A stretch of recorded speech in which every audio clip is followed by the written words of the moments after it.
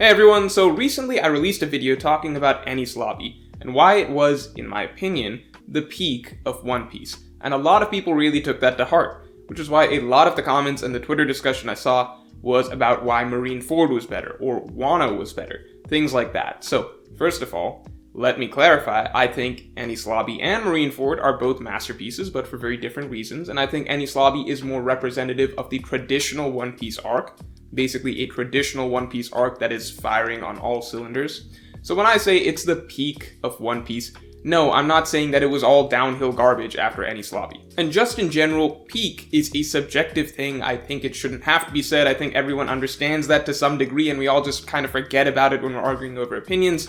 But there's no such thing as the objectively best story, or the objectively best arc in a story, etc. If I say something is the peak of One Piece, don't take it as me making some objective, absolute claim. I'm just doing my best to break down the things that I personally felt the arc did well, to give some love to my favorite storyline in the series. Really my favorite storyline in anything, period. But anyway, all that being said, tangent over, let's talk about the main discussion that came out of the video. Enies Lobby, Marineford, or Wano. But I'm not going to be giving you my rating of Wano. I'm not telling you where I would put it right now, or where I think it has the potential to end up. I'm going to be doing something a little bit different. I'm going to be talking about where I think Wano will be rated by the community by the end of its run. At least based on the sentiments I'm seeing from people on YouTube, the social media spheres, Reddit, etc., and the fact that I have been a One Piece weekly reader for a long time. Since the end of Enies Lobby, actually. So I have actual perspective where I can compare community sentiment as it is right now to what it was like during past arcs while they were ongoing. I have seen hype for arcs rise and fall. I have seen people complain about arcs during the weekly experience, only for those arcs to become fan favorites a few years after they finish. I have seen it all, and I think now that we are part of the way through Wano, it's fun to discuss what the forecast for Wano's legacy is looking like. Obviously, we have no idea how many great moments are still in store for us, but this is a One Piece discussion channel. I just think it's fun to discuss what it's looking like right now. So right now, the vast majority of readers do put Marineford forward as the best One Piece arc, or Enies Lobby. The vast majority of people generally fall into those two camps, and there are countless polls you can find that support this. So what is the forecast looking like for Wano in terms of community perception? From the way things are going, does it seem like most readers are going to be crowning Wano as the new king at the end of all this, or at least having it form some sort of holy trinity with Marineford and Enies Lobby? Well, before we get into that, make sure to subscribe for more One Piece content every week. So, to start with, and this is going to sound a little weird, but I think most readers want Wano to be the new best arc in One Piece, including myself. Like, most of us going into this arc, we're probably ready for this to be the new best arc. I think more than any arc I have ever experienced before as a weekly reader, there was just a different level of expectation here, and just general desire for this to be the new king. This is the arc with by far the most build-up of a One Piece storyline ever. Every single arc of the New World so far has built up to this. Oda and his editors even outside the manga itself have been hyping this storyline up, and just in general since the time skip, we've definitely had very good arcs, but none so far that the majority of readers feel are as good as Enies Lobby or Marineford. Yes, you will get your share of people who say Dressrosa is their favorite arc. You will get your share of people who love Whole Cake Island.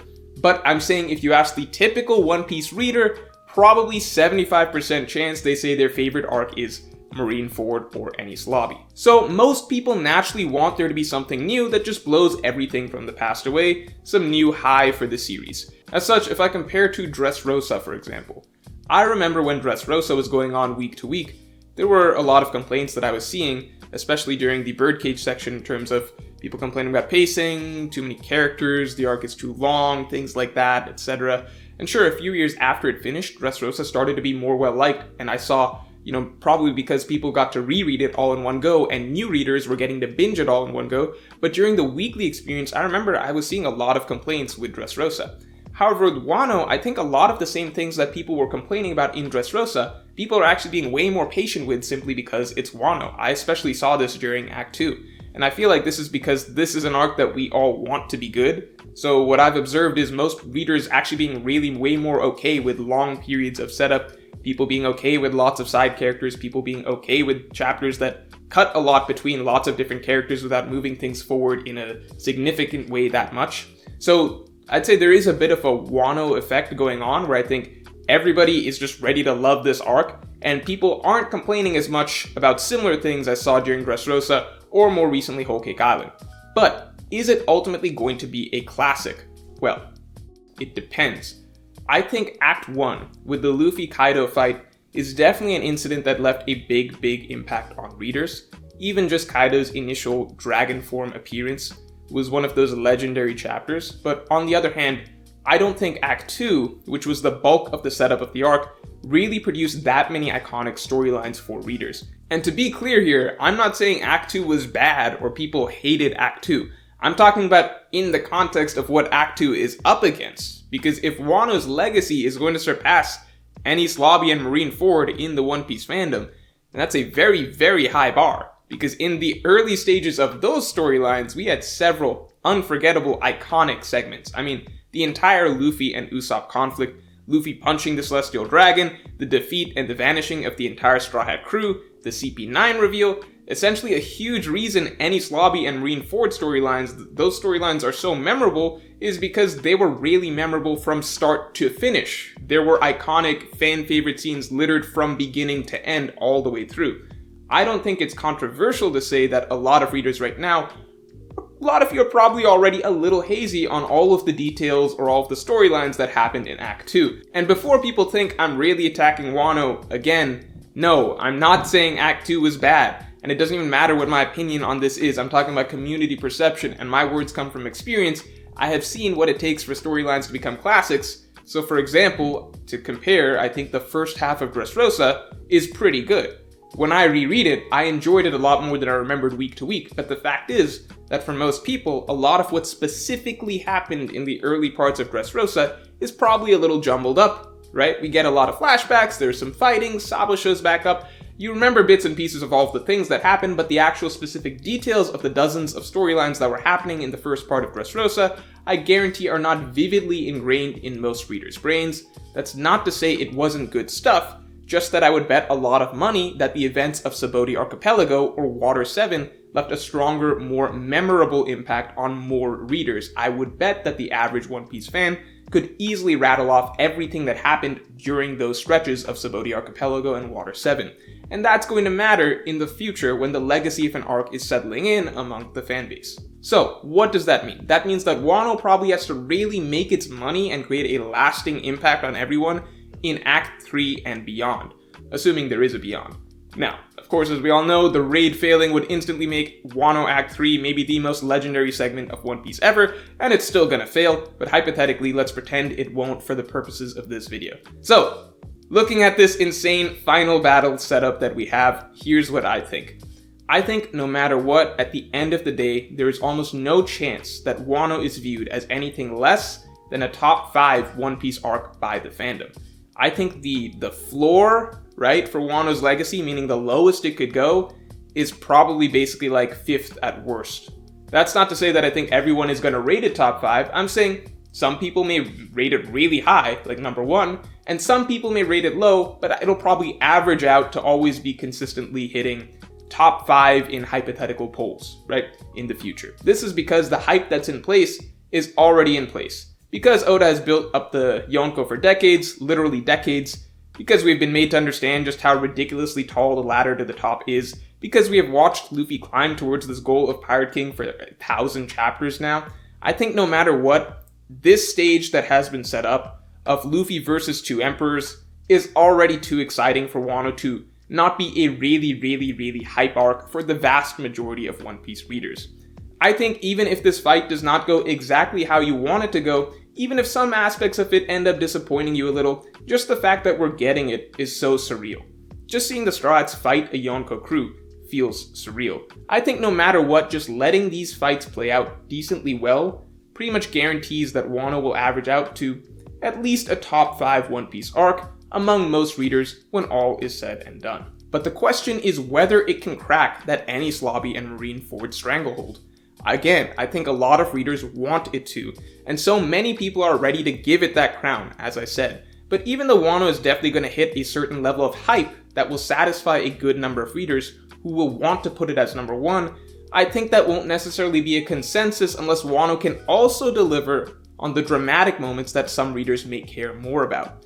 For example, to this day, people will rattle off moments like, Oda made you cry over a boat. I Wanna Live. The most iconic page in the entire series is probably Akainu making Ace into a donut. Because Marineford isn't a classic just because of the hype. There is a powerful dramatic storyline at the heart of all of that epic action. I personally think it will be very difficult for Wano to have these sort of moments that aren't about hype, because these are powerful dramatic moments. And whereas Wano can definitely create hype moments simply because of the nature of the stage of the story we're at, creating classic dramatic emotional moments is a lot harder because that's reliant on character journeys.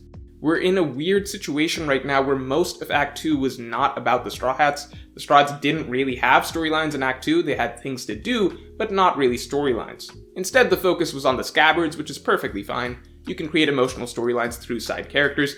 I think opinion generally varies on how attached you might be to the Scabbards. I don't think they're exactly topping popularity polls, and I do think it's not the best sign that Yamato, literally from her first introduction chapter, was instantly more popular than the entire Scabbards that the entire story had been about so far. But all that aside, yes, the focus being on the side characters like the Scabbards is still fine on paper. But now that the final battle has started, the Scabbards are still involved, but really it's the Straw Hats who are actually taking the spotlight.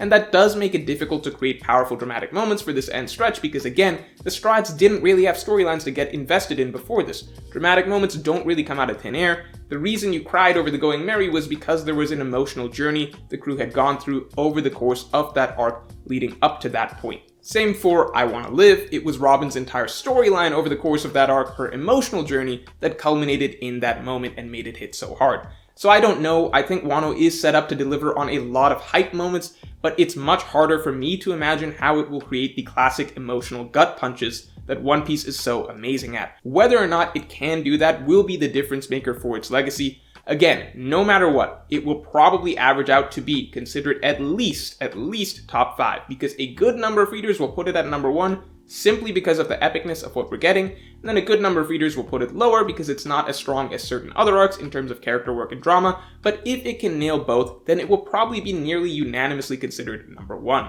Now, I've also seen people say that we can get emotionally moving storylines for the Straw Hats through their fights, but that's not really how that works, because fights in One Piece are usually the most dramatic when they're the payoff to long-running character storylines throughout the arc. Final fight is essentially the climax to their character's journey through that arc, so it's not the same when there was no journey. I mean, look at all these flashbacks we get as Luffy defeats Lucci. These are all memories of the character struggles that he and his crew had been through over this arc. That's what gives so much weight to this moment. That's the difference between this being an emotional scene versus just Luffy beating up a mean leopard. But all that being said, am I saying that Wano can't dethrone Enies Lobby and Marineford? No, of course not. I still believe that Oda will produce powerful, dramatic, emotional moments, but I'm saying that the way it is looking right now, it is hard for me, as a simple YouTuber and not a genius mangaka, to see what his path to doing so will be. It will have to be some fresh, original routes by him that we haven't seen before, or the raid fails, which would instantly give Wano all the juicy, dramatic ingredients you could ever ask for, which is a big part of why I push the agenda. The raid will fail, but even if it doesn't, I still believe Oda will find a way to create powerful, dramatic moments by the end of this battle. So where will Wano rank? Will the community rank it as the new best arc? Let's say worst case scenario, it stays on its current trajectory as the most hype arc in the series for most readers. I think that would guarantee it a top 5 arc in community perception. It's kind of too big to fail, I think, at this point in the eyes of many. Now, if Oda can flip a switch of sorts and find a way to also inject some powerful character storylines for the Straw Hats, or even just make us somehow shed some tears for the Scabbards, basically craft storylines that can culminate in some series-defining dramatic moments, like real classic moments, like not just like Chopper cured the Ice Onis, yay, Nami repeated Usopp's scene from Alabasta, nice callback, but real, iconic, fresh, milestone One Piece moments that made the arcs that are considered classics, well, classics, then I think Wano has the potential to just be viewed universally as the best One Piece arc. I think realistically by the end it's gonna be somewhere in the middle, better than just top 5, but not unanimously number 1, and so my guess is that at the end of all this, Wano will basically be viewed as part of a new holy trinity with Enies Lobby and Marineford and now Wano. So when it's all said and done, I would bet most people will refer to those 3 as the best One Piece arcs, with most readers having their favorite be one of those 3. As it is right now, I don't think it can definitively clear Enies Lobby and Marineford in community perception, but I do think it can end up right up there with them, which is pretty good company to be in. So, where do you all think Wano will end up? Not in your book, but general community consensus. Let me know below, and if you enjoyed, then definitely like, comment, and subscribe, and you can support me on Patreon to get my extended thoughts on this and all future topics.